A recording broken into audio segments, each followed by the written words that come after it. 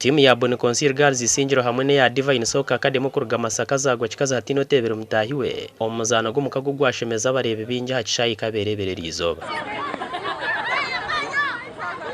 Timu zombi zatandika zinamana kandi Boni Consili yateba mu goli ibere biteze tizabasa kubarwa abo kubaza zitahikire kandi talante z'abazano ba timu zombi bayoreka zashemeza bahagize abahika hamuzano.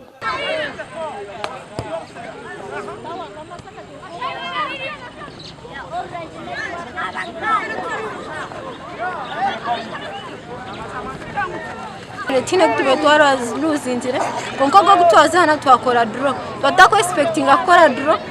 akuba team bizamba jitina tinisa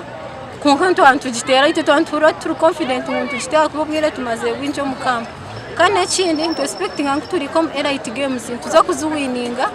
ngo kutuba twakozire ja nationals. Well ninzo kugamba nti abana bayino obusobozi just banafuna exposure nungi nyo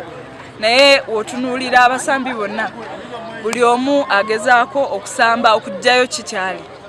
era nko olabako kyabenjawulo mu bifo ebyenjawulo bongere okujja banoonye abaana balina ebitone. Empire tupase kuzaanaho Boni Consili team zintu performing aje kurungi munonga nati nobutari twakora draw ya 0-0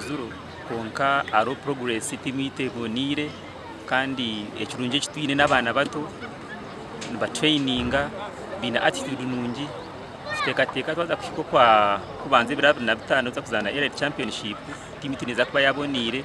Timu ya Boni Consili kaherezo mu mwanya gwa mukago mu Uganda yono mpaka z'amashomero gasi nizabiri mu rumbararo mu kwezo kwa katano niko korabaho kwija kuzana impaka za timu za Kirmane za USA Elite Games ezikuza kubaho mu rujinjo kwezo kurkwija kandi nekoze semizanege yo kwegeza mu kubasa kwera bazano kuzaha mutindo murungi abwa TV West and Alojas bya mukama.